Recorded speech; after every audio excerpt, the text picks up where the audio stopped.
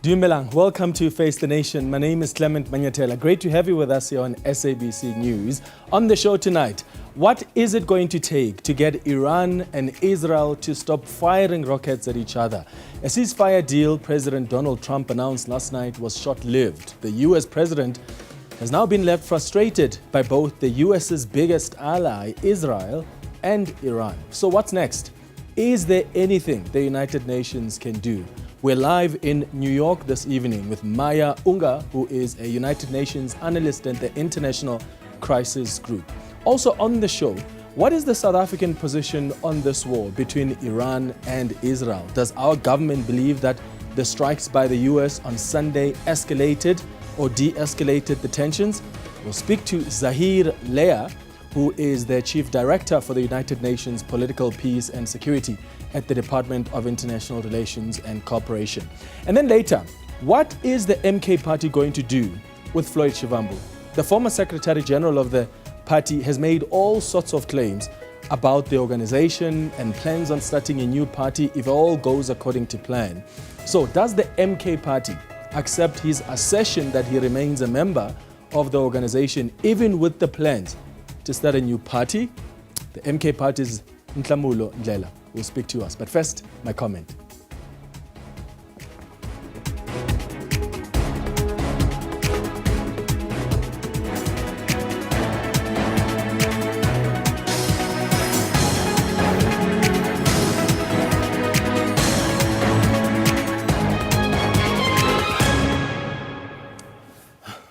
So the world has been on edge for a few days now, especially since US President Donald Trump authorized an attack on Iran's nuclear facilities. The war was already concerning between Iran and Israel, who have been firing missiles at each other almost daily.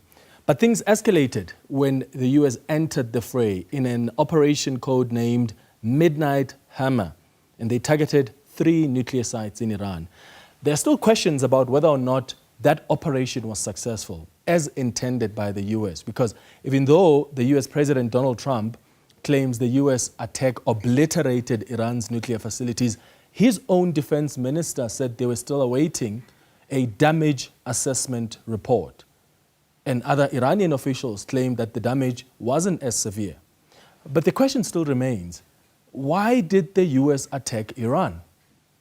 Was it following its own foreign policy, or did it fold under the pressure of Israel and Prime Minister Benjamin Netanyahu?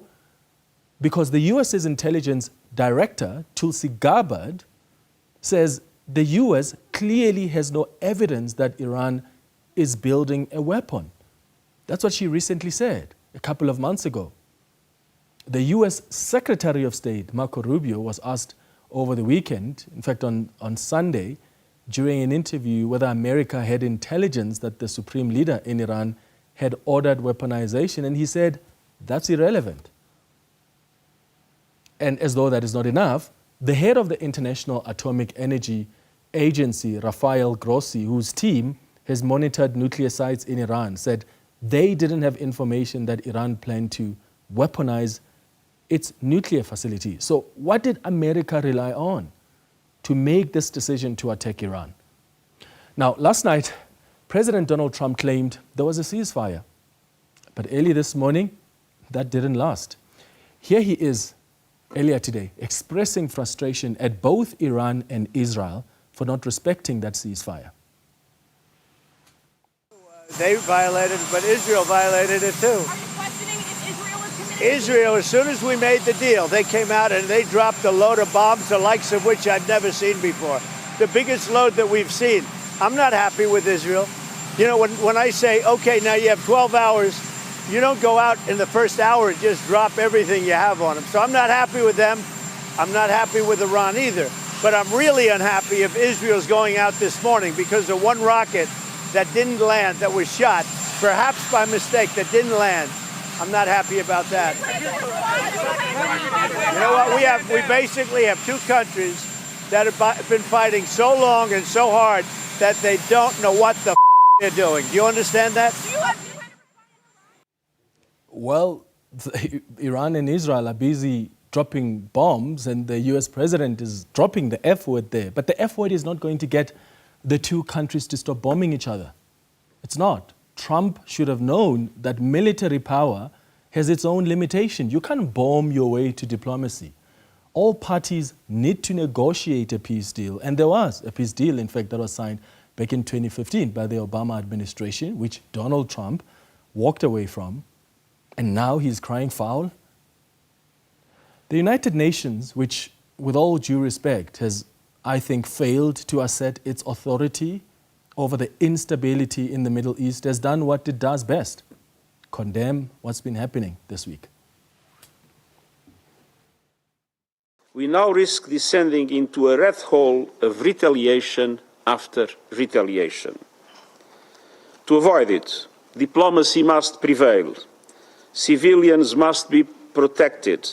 Safe maritime navigation must be guaranteed.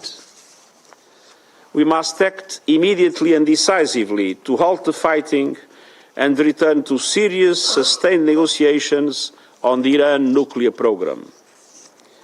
We need a credible, comprehensive and verifiable solution, one that restores trust, including with full access to inspectors of the IAEA as the United Nations technical authority in this field. The Non-Proliferation Treaty is a cornerstone of international peace and security. Iran must fully respect it.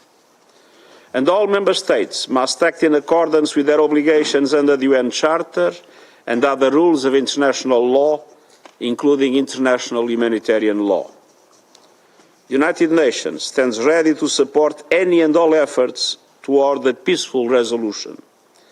But peace cannot be imposed. It must be chosen. Madam President, we face a stark choice. One path leads to wider war, deeper human suffering, and serious damage to the international order. The other leads to de-escalation, diplomacy, and dialogue. We know which path is right.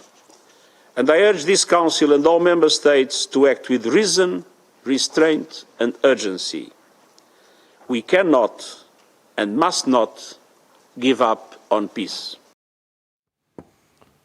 So beyond the condemnations and again stressing the importance of sitting down and talking, what else can the United Nations do? I mean, there have been resolutions on the war on Gaza, which Israel has not respected, and yet we're still here. So you can condemn Israel all you like. For as long as there's nothing you can do, then it's a futile exercise. And that really makes me question the authority of the United Nations when it was established as a multilateral organization. What were its intentions? And is it hitting the mark? Is it succeeding in its very intentions to also protect the weaker nations against powerful countries? And that's a conversation that we'll also have tonight on Face the Nation. The question we're asking you, though, is what do you think is going to take to stop this war from escalating? What do you think needs to happen? You can share your thoughts with us by sending us a WhatsApp voice note right now on 078-459-1897. Remember to tell us your name and surname and where you're sending the voice note from, and please keep it at 30 seconds. Alternatively, you can send us an X on @FaceTheNation SABC. After the break, we'll be live in New York to talk about what's next between Iran and Israel, especially from the United Nations side. Stay with us here on SABC News.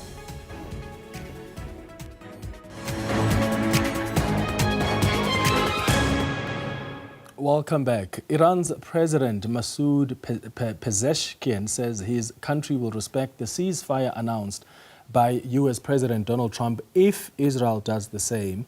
Israeli Prime Minister Benjamin Netanyahu said after a conversation with President Trump earlier today that Israel had refrained from additional attacks against Iran. Trump announced a ceasefire overnight that was due to take effect earlier this morning, but continued exchanges between both sides appear to infuriate the US president, who lashed out during an exchange with reporters at the White House as he departed for the NATO summit in the Netherlands. We're now live in New York, joined by Maya Unga, who is a United Nations analyst at the International Crisis Group in New York. Thank you so much for making time for us, Maya. Good evening.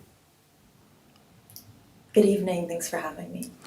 Let's start maybe with the latest. What do you understand from your vantage point to be the current situation between Iran and Israel as we speak? Yeah, I think we are trying to better understand the way in which Iran and Israel both hopefully will be keeping to the ceasefire that President Trump announced.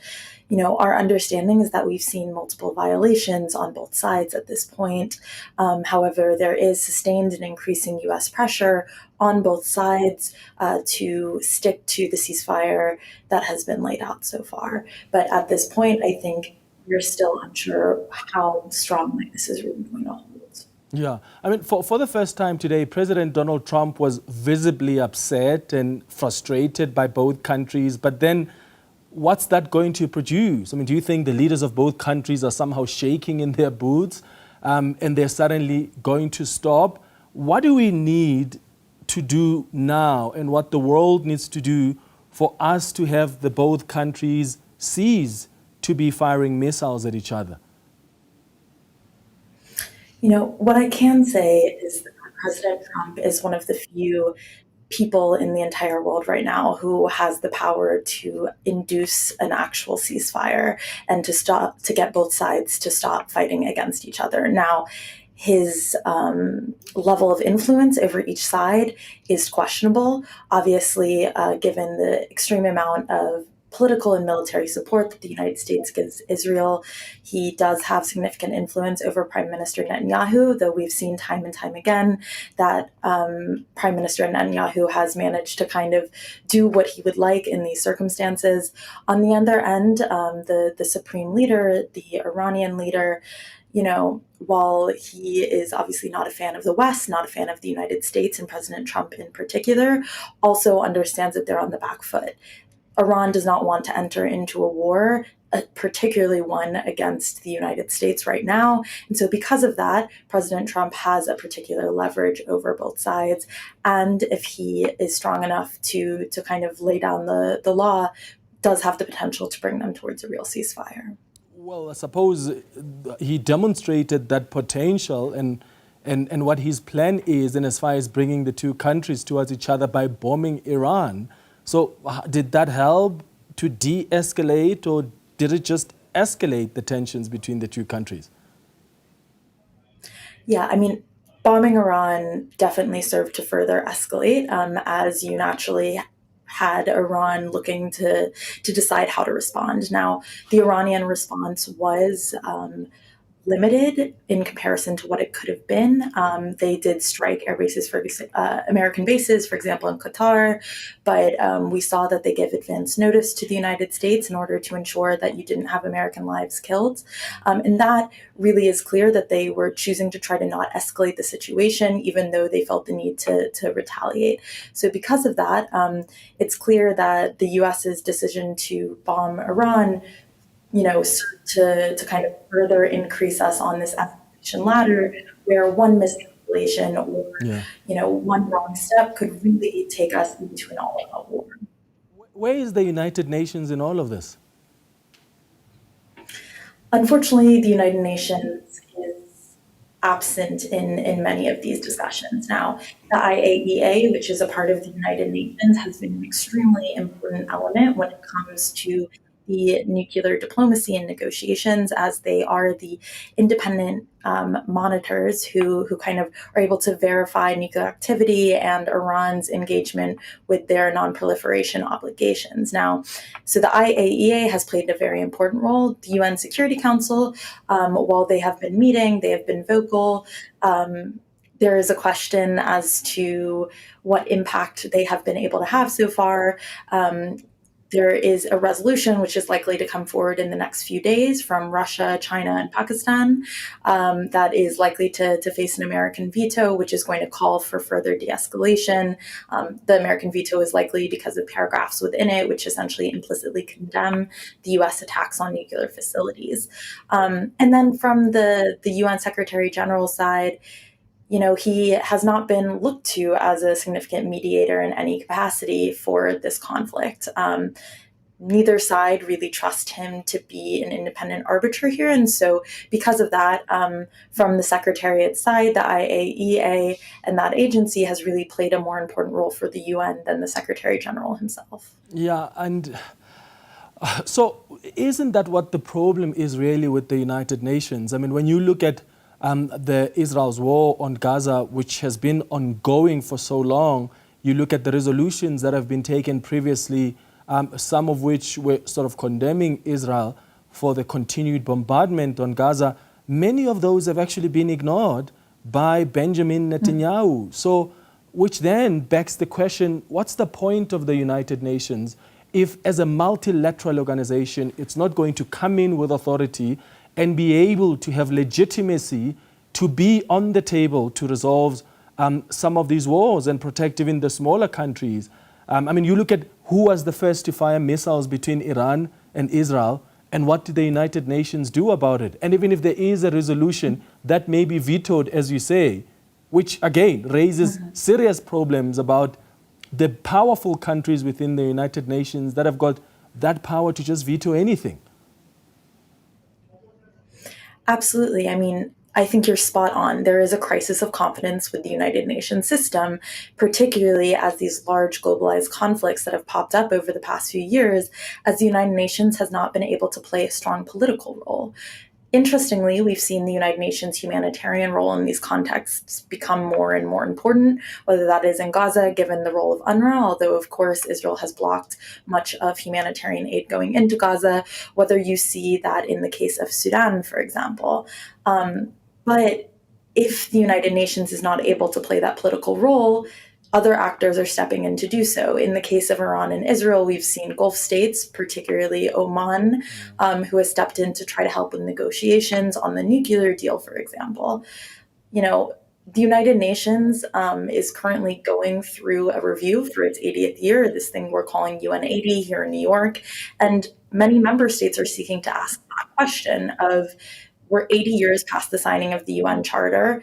Is the UN still fit for purpose in the current geopolitical order that we're in? And how do we reform it in order to make it more so? Yeah, and I think those are serious questions. I've asked myself whether the United Nations has not become useless. And I say that respectfully. I mean, useless in as far as its intention and the role to protect human rights abuses is concerned. And as far as its role to protect the weakest from the powerful in the world is concerned. And in as far as its role to protect international law, even the laws of war, is concerned. I want to ask about the IAEA now, because they are a party that's sort of done these inspections in Iran.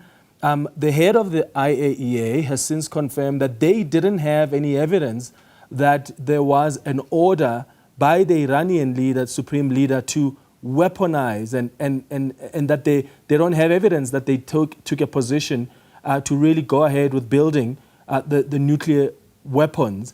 Has there ever been questions asked about the IAEA going into Israel? I know they've never really allowed them in, but why? Yeah, so the IAEA operates all across the world on issues related to the nuclear file. And they're reliant, like other UN agencies, on the host state being willing to let them in and let them investigate. Now, this was actually a really important part of the JCPOA. The 2015 Iran nuclear deal was allowing access for the IAEA's inspectors to be going in and actually reporting accurate information about what's happening with Iran's nuclear facilities. Now, for them to go into any other country, you would have to have a similar host state negotiation where the IAEA would request and the host state would have the ability to deny if they so choose. And in the case of Israel, what's happened? Because the question, I'm asking that because the question continues to be asked. The question that exists is, does Israel have nukes? Yeah, so to be honest, am not entirely familiar with the IAEA's request to Israel on the nuclear file. But here in New York, the focus has really been on Iran's possession of nuclear capabilities. Regardless of Israel's capabilities, the fact that they're backed by a very clear nuclear power, the United States, means that they have a guarantor in some sense. And so as long as the United States has made it clear that they are a strong supporter of Israel, they have that level of support and that level of threat as well. Yeah. Well, thank you so much, Maya Unga, for making time for us live to us from New York. She is someone who works a lot with the United Nations, a United Nations analyst at the International Crisis Group. In New York, there's going to be, as she says, potentially a resolution that comes up, but America may just veto that. And that's precisely what is the problem with this multilateral organization, the kind of power that it's given to these big four or big five parties in the United Nations Security Council. After the break, we'll still stay on this war between Iran and Israel and ask the South African government what its position is. Continue to send us your WhatsApp voice notes on what you think it's going to take to stop this war. You can send us a WhatsApp voice note or tweet us. The question we've been asking you is what steps you think need to be taken to prevent further escalation of this Iran-Israel war. We'll be back after the break.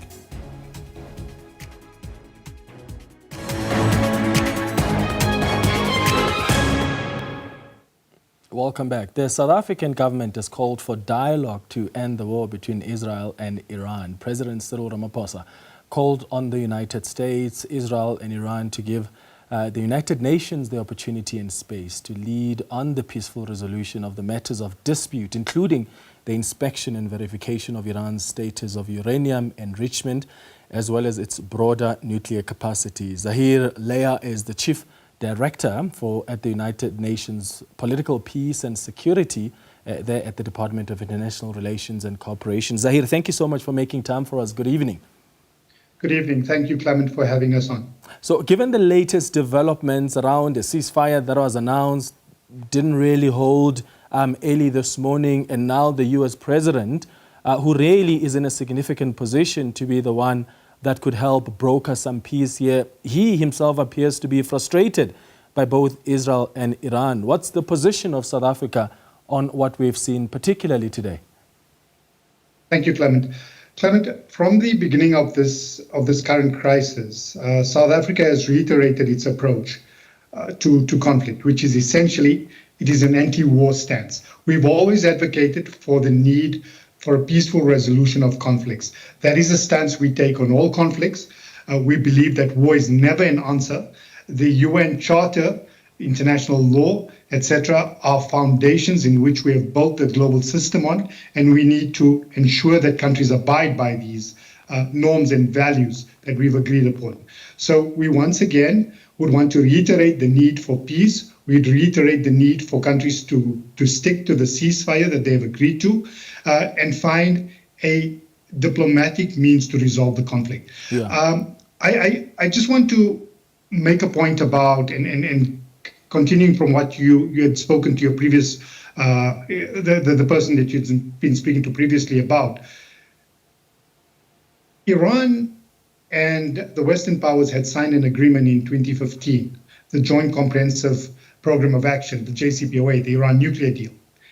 That agreement, which was a diplomatic, a negotiated agreement that was agreed upon around a negotiating table, reaped more benefit in terms of ensuring that Iran abides by its obligations than a conflict that we have seen over the last 12 days. So we continue to maintain that the only way you can see tangible progress, whether it is about ensuring that Iran abides to its commitments, whether it's about ensuring that countries stick to the commitments of the UN Charter, etc., it is only through negotiations. Oh, absolutely. But that's not what Donald Trump thinks, because he went ahead and fired missiles on Iran at Iran's 3 nuclear sites. So that US's attack didn't follow those diplomatic channels. So in your view, as the South African government, did that de-escalate or escalate the tensions? Regarding the US attacks and that of the state of Israel, South Africa has expressed itself on it. As you had indicated, President Ramaphosa has indicated our perspective on that. We have expressed profound concern regarding these attacks, particularly those aimed at nuclear installations. There are specific decisions that we as the international community have adopted through the International Atomic Energy Agency, which prohibits the attack against nuclear facilities because of the ramifications of such an attack. So we have expressed concern regarding that. We think that it is never wise to resort to conflict, to resort to war. And in this case, we need to bear in mind that there are certain obligations that states have committed themselves to.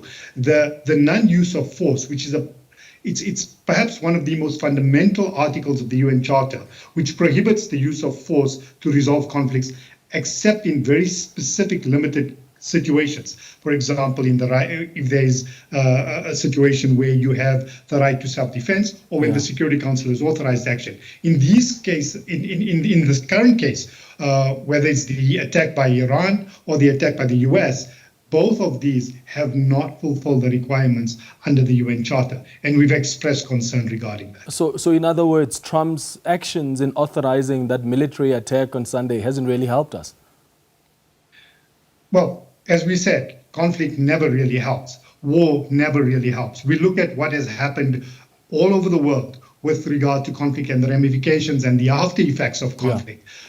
Again, I reiterate that it is only through negotiation, only through sitting down at the table where the parties are able to resolve their conflicts, where we can ensure sustainable long-term peace. So one of the things that are really still boggling minds is what the point of the US was in targeting Iran, because the director of intelligence for the US's director of intelligence, Tulsi Gabbard, did say in March, I believe, a couple of months ago, that there's no evidence that Iran has taken a position to build nuclear weapons. The IAEA said also no evidence that Iran is building a nuclear weapon. The Secretary of State, Marco Rubio, was asked questions by journalists a day ago whether America relied on any kind of intelligence that Iran had decided to take that decision. And even he said that's irrelevant, which then again begs the question,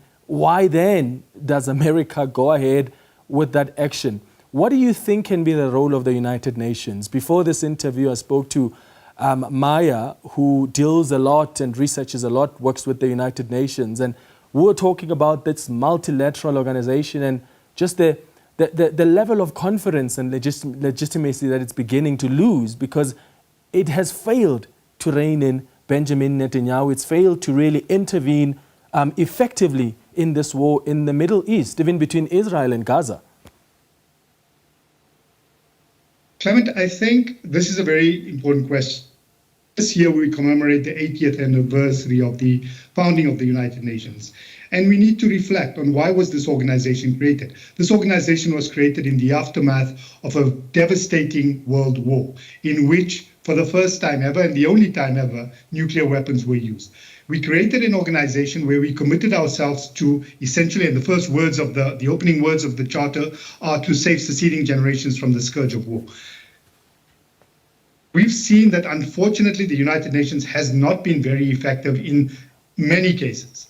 There have been occasions where the UN has been effective. As your previous speaker had indicated, there are occasions, but specifically when it comes to humanitarian assistance, issues pertaining to refugee rights, the norms and standards that we have developed globally over the last 80 years on a series of issues, including human rights, etc., they've been developed within the framework of the United Nations.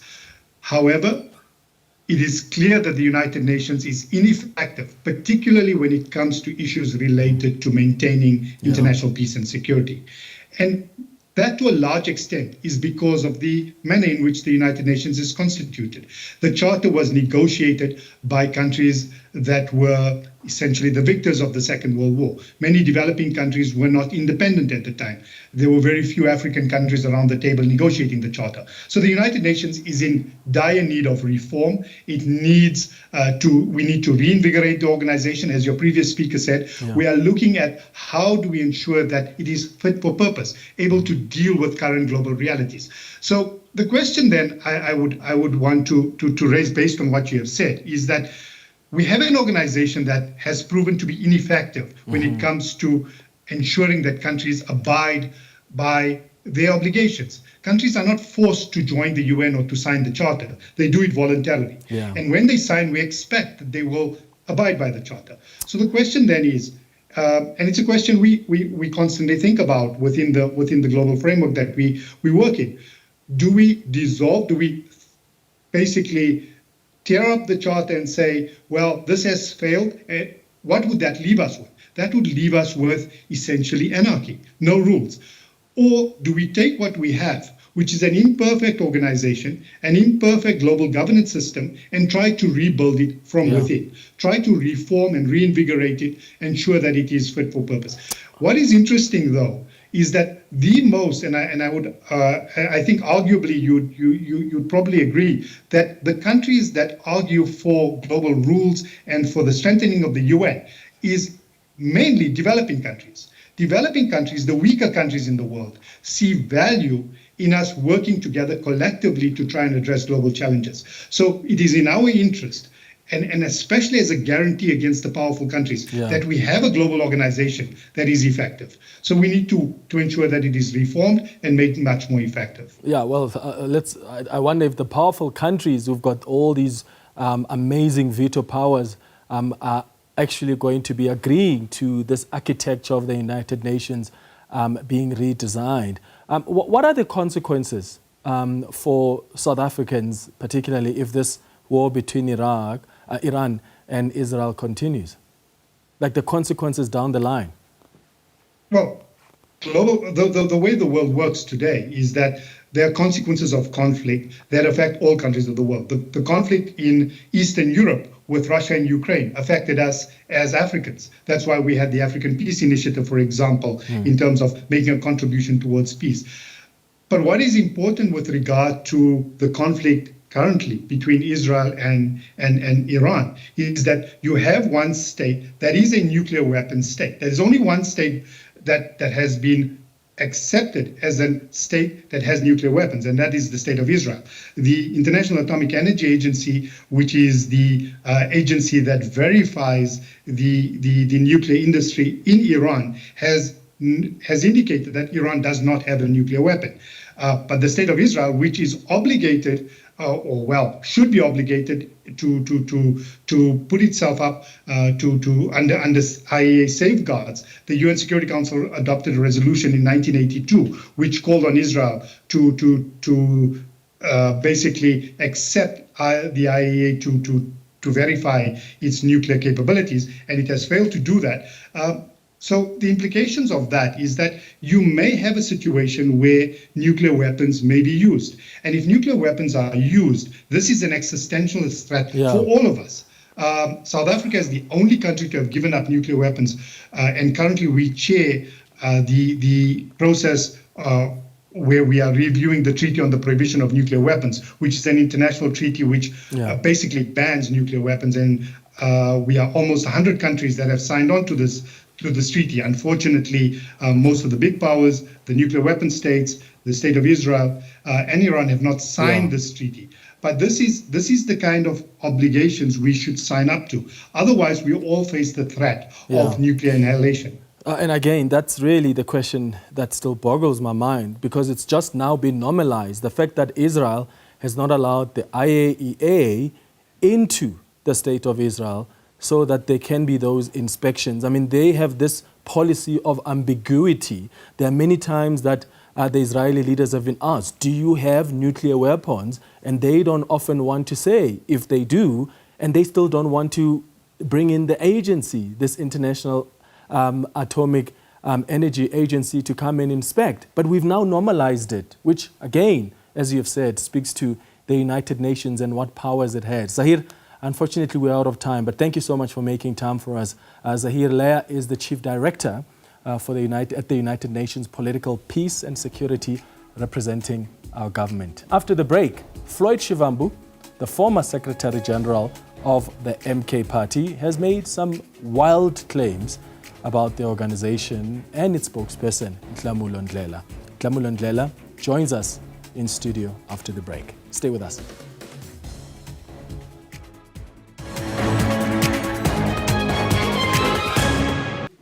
Welcome back. Now, let's start with some of your tweets that have come through responding to the question we've been asking you tonight about what steps you think need to be taken to prevent further escalation of this Iran-Israeli war. On Twitter, Mokhale says, it is clear to us all that the world is shamelessly unequal.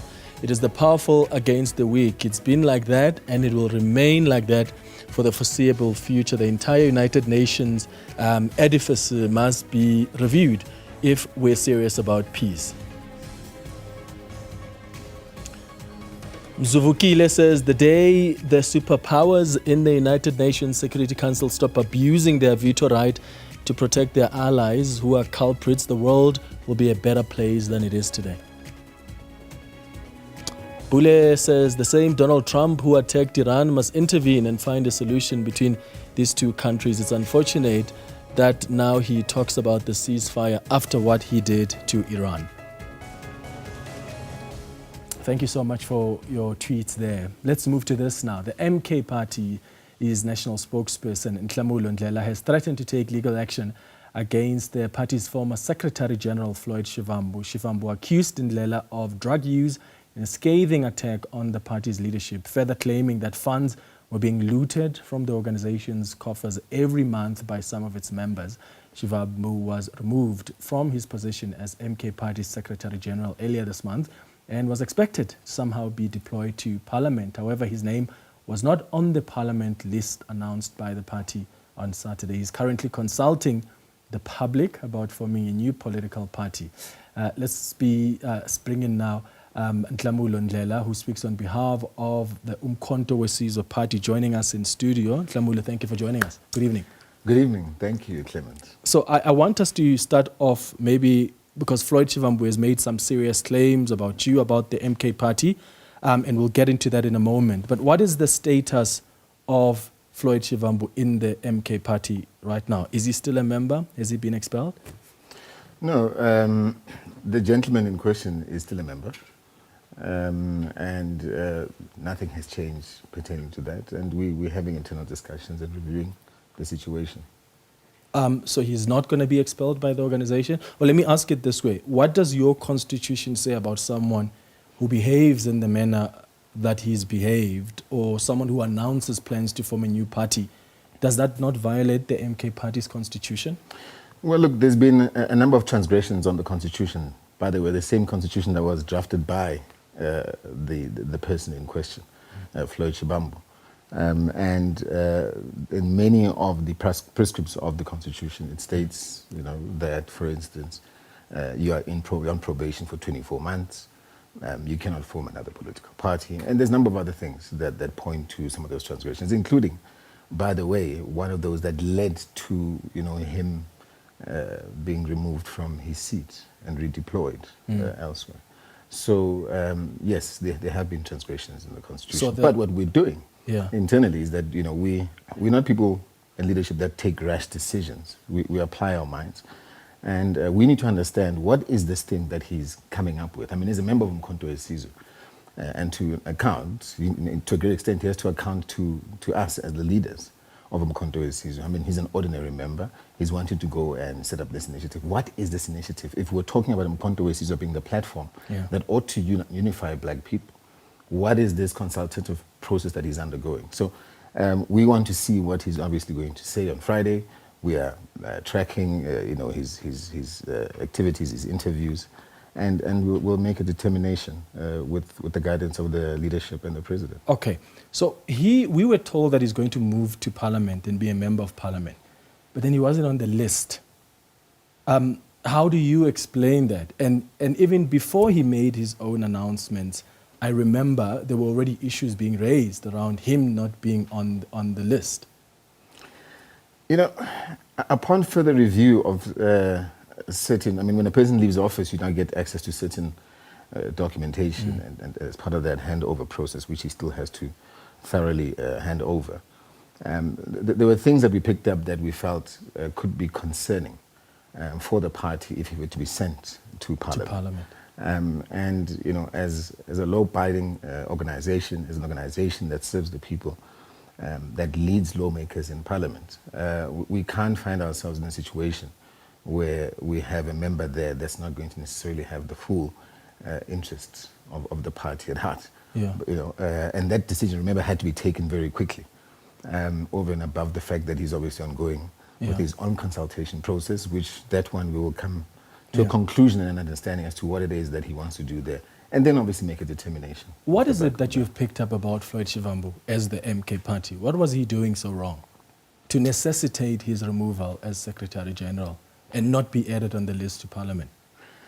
Well, the first one pertains to the Constitution as stated. He undertook an international trip without the approval of the president when he stated that it was the president that approved that trip. That was a total lie, and he confirms that. He's confirmed off the back of that presser when he gave him a platform to speak. And he stated that, you know, he effectively apologizes, and it was in effect a misreading of the situation.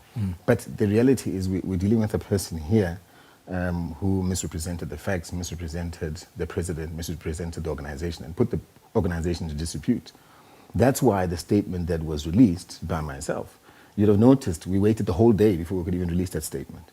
Because, you know, as is the case right now, we apply our minds as leaders. We don't just take knee-jerk reactions, you know, with our fellow members and leaders. So only then, later on in the evening, and I'd had an extensive conversation, by the way, with the president, consulting on this. And we then released a statement, and that statement was approved by everyone who's in the leadership. And that's what it is. We've never reversed our posture on that statement. Yeah. It still stays, and that's why it led to the result. Where does this claim come from that he tried to topple the president and he wanted to take over the MK party? In fact, one of the things he said was that someone went and gave an intelligence report about him to President Jacob Zuma, which was riddled with lies. I think he said you are the one that gave the president. Yes, he said me, yeah. Yeah. Did you give the president an intelligence report of sort about him? Firstly, I'm not part of the intelligence advisory to the president. So where would I conjure up an intelligence report in the first place? And who am I to, you know, advise the president, a person who himself, whose DNA is, you know, from the back of intelligence? Who am I to advise the president on intelligence? Here's the reality and the truth. There was no intelligence report. Those were transcripts of communication that he had with people that he knows whom he had those conversations with, which implicated him, and which were very disparaging to some of the members, and which were dangerous in their own nature to the organization. So you were speaking bad about some of the leaders and members of the MK party? There was discussions around plans, and discussions that were very concerning. Plans to do what? Well, you know, if you look at, there's one thing I've also observed, is that, you know, when people come into an organization, especially in Mkhonto weSizwe, and I've repeated this a number of times, people tend to underestimate that in Mkhonto weSizwe you can't just do as you please. This is not a free-for-all organization where you think you can come and try and pull your weight and be arrogant with our members. Most of our members were never happy with how he did things, and we need to listen to the members. One of the other things is, I mean, he went and, you know, 4 days before, he was obviously removed. He went and changed people's names at the IEC, the accounting officer, for him to be the accounting officer. Now, that's a serious issue and a serious transgression. Where you go and you take such decisions, you write a letter to the IEC, you don't communicate with ourselves. That reeks of intent to hijack a party, and many other elements that we've seen. And maybe, you know, this is what is leading to this consultative parallel party within a party kind of consulted the process. That's what we need to understand. So you don't believe because remember, this he's is part of our, he's still our member, Yeah. and he must account to us. Remember, and tell us exactly what it is that he's doing.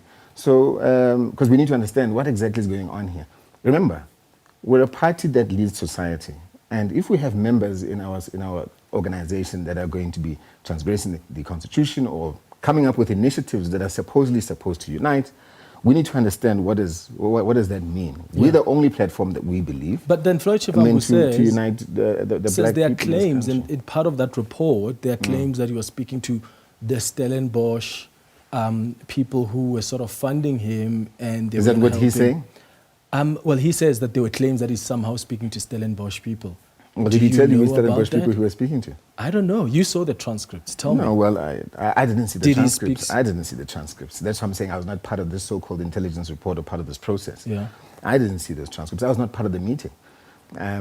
So this is the feedback. My responsibility in any case is that I'll get, obviously, that feedback and get a sense of what happened. But that particular meeting, I was not part of it. So is there that's a why I sense find it that- strange that I would have, shared intelligence reports with the president when I was not even part of that process. Is there a sense that he wanted to take over from President Jacob Zuma, or somehow wanted to take over the party, as some of the MK party members have claimed?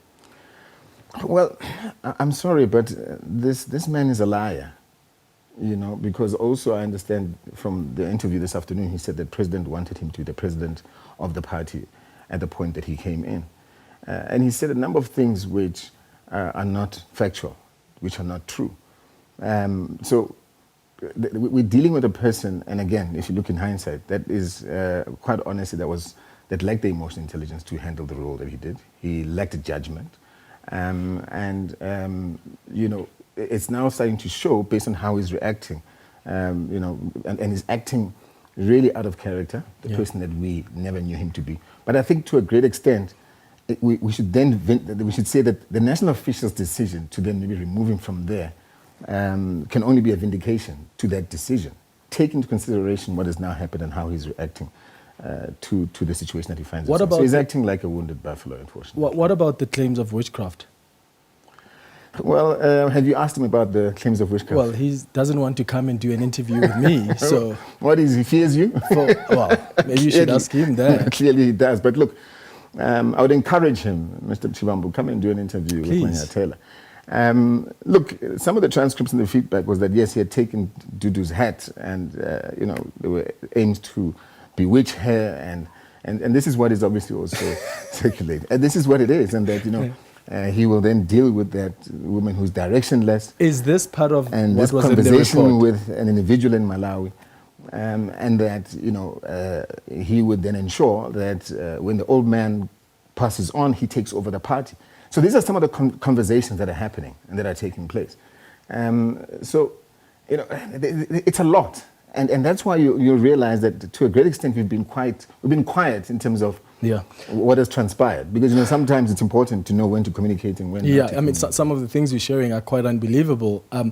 He says you're a drug addict, says you're a drunkard. What are you doing about that? Will you be challenging that in any way? Well, it's said that a person who wants to lead a party will resort to such disparaging comments and character assassinate me. I've never had any issues with him. But the reality is I've got a whole lot more a whole lot more intelligence emotionally than him. I'm leaps and bounds with, when it comes to even thought level and strategy when it comes to him. And that's a fact. I've sat with him. But I take nothing from him because I've learnt from him as well in terms of, organizational structures and so on and so forth. So he's had some good input to the party. We can't take that away. But let's not allow a situation where a person is now going to have delusions of grandeur and an overextended ego and think that they are the superior authority of intellect over everyone else. As you heard him say, he said he had qualitative, experience and intelligence compared to all national officials put together. That includes the president. So he's saying that he's smarter than the president. Well, here's the reality. I don't take drugs. I've actually even taken them on, and I've gone to the point, in actual fact, where, funny enough, and here's what's also interesting, This week is Drug and Alcohol Awareness Week, right, from the 22nd to the 27th. So as part of the initiative, I said, oh, well, this is actually interesting that this actually coincides with that. I've gone and actually done a drug test. And it's important that we bring this issue, we surface issues of, abuse of drugs, abuse of alcohol to the public. And as a leader, I think I must lead from the front and do those kind of things. And take advantage of the fact that, by the way, funny enough, here's a gentleman who goes and makes such disparaging character assassination comments about me. Let's actually surface these issues, because these are societal problems. So I will be sharing that with you. I'll share my drug test with you. I've already printed and scanned and tweeted my letter to him, which is a letter of demand. I expect him to apologize. I am not in any fighting spirit with him. I'm a leader from Mkhonto weSizwe with the emotional intelligence to lead. Yeah, and that's what I need to do. Let me ask about what he said about Morocco. Did Morocco give any money to the MK party in exchange for the party's stance in favor of Morocco's position on the Western Sahara dispute? Because he claims that that's what they wanted to do. Well, another thing is we need to focus on the following. And that's part of the problem that we're faced with an individual that would go and make organizational reports without actually consulting. Remember, before he could even make any organizational reports or any statements leave the organization, especially when it comes to sensitive issues and reports and statements such as that, the president and I are the final decision makers in terms of what goes out of there, of such a sensitive nature. And I recall at that point when he was actually reading in that statement, the organizational report. Prior to that, I had communicated to him to say, we're not going to be talking about the issue of Morocco. The timing for it will be handled at the correct time by the president. But again, because of an arrogant posture that he has, he continued to then go and put the organization into that perspective, into that situation. And these are discussions that we're still having internally to ensure that we then arrive through the International Relations Subcommittee a policy posture before we can even communicate. Is he the one that drafted the statement on Morocco? So then the other issue is that he refers to Morocco having drafted the statement, the Moroccan embassy. Yeah. We understand that, and this is again an unauthorized visit to the Moroccan embassy that he had without leadership knowing. So, and these are things that we need to, hold on, he went to the Moroccan embassy. These are things that are coming up that we understand. But he claims that there are leaders of the MK party who went to Morocco. The Moroccan embassy is where he went. And this is the thing with the person that we're dealing with. I mean, these are absurd. To be clear, MK party has never received money from Morocco. We've never received money from Morocco. Our responsibility, as we'll share, is to ensure that we have a united front. And we will communicate exactly what our posture is in our discussions. One of the things he claims was that there were monthly withdrawals of 7 million rand from the party's coffers, money that is being looted. What is the organization doing about that? Will you investigate that? Well, let me allay our members' fears, number one. Mkhonto weSizwe is a strong, solid party. We're moving along. I mean, in actual fact... clearly, with 7 million rand being looted every month. Mkhonto weSizwe, let me tell you what. Mkhonto weSizwe is the fastest growing political party in this country. Now, no doubt about that. And we are bound to have alien tendencies of individuals who are going to be agents and try and, bring about alien tendencies that are not cultural to the culture of Mkhonto weSizwe. And such is the case, with what we're finding ourselves in now. The issue of the 7 million that's been bandied about, here's the reality. We're undergoing an audit. And you can't, when you're undergoing an audit, come to the conclusion that money is being siphoned. What you need when you're going through an audit is you need to understand what is this money for, and understand also what are the source documents and do a proper recon. And remember, there's the legislative officers that are responsible, that oversee this audit process, that if they do come across any discrepancies that Mkhonto weSizwe may have violated whatever processes or policies which go outside of the party funding framework, then we will deal with that accordingly at that point in time. But to come and make such remarks, as a leader. And here's the question, why didn't you raise those things? Because those things that he's raising, he's never raised them at the national officials' meetings. Never. It's the first time we actually even hear him uttering them in the public platform. And that's the character of the person that we're dealing with here.